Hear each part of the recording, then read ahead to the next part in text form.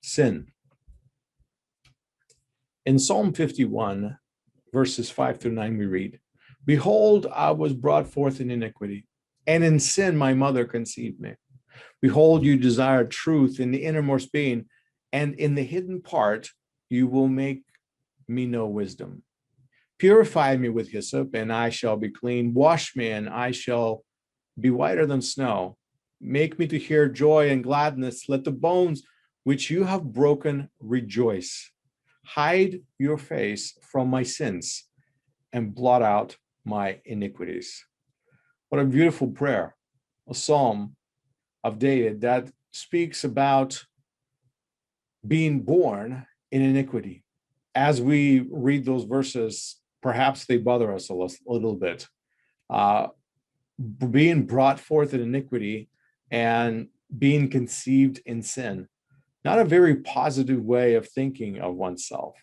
Obviously, these are the words of repenting man. Obviously, these are the words of a person who wants his transgression to be blotted out and his iniquities not to be remembered.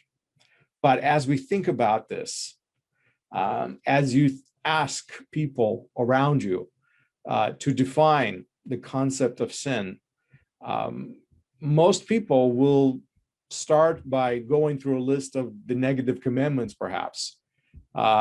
People will be drawn to the Ten Commandments and they will start citing things like evil deeds like murder and theft and other commandments. That's what sin is.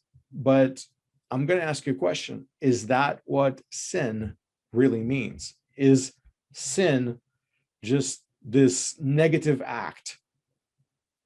See, the Hebrew language shows us something more when we look at the meaning of the word sin in Hebrew. And you might actually be surprised the kind of thing that Hebrew will show you in this word. The word for sin is chet. And in Hebrew, it's related to the word lechachita, which means making a mistake, as if missing a target or something. For example, in Judges 20:16, we read that text ascribes this quality to warriors from the tribe of Benjamin.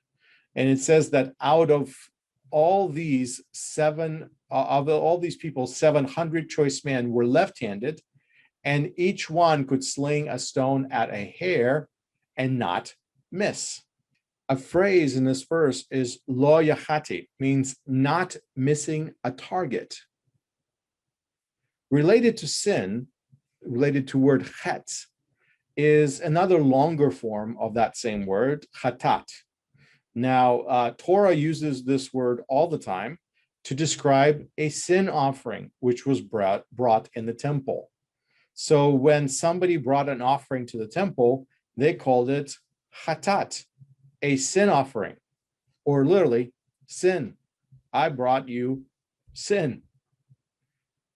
That's a curious use of terminology. Now, Leviticus 14:49, Israelites are instructed how to cleanse the house from a strange mold, from tzarat. And to cleanse the house, then you should take 2 birds, it says, and you should offer a special offering. Now, the phrase to cleanse the house is lechate et habayit. Lechate et habayit, there's that word chet that we see, which we usually translate as word sin, or sometimes even sin offering. But here, lechate et habayit means to cleanse the house. To cleanse. Now, English word sin is in absolutely no way connected to cleansing of any sort. You could not even try to go there. But in Hebrew, the word disinfection, for example, is chite, disinfection.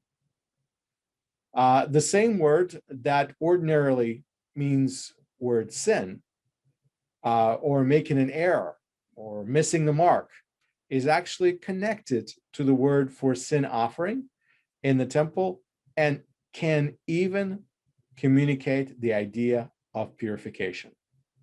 Now, I know that flips some things around for you, but sometimes we have to be aware that words do not always mean statically the same. And perhaps there are some passages in the Bible that we should reread with this different understanding of purification and chet and what it can mean.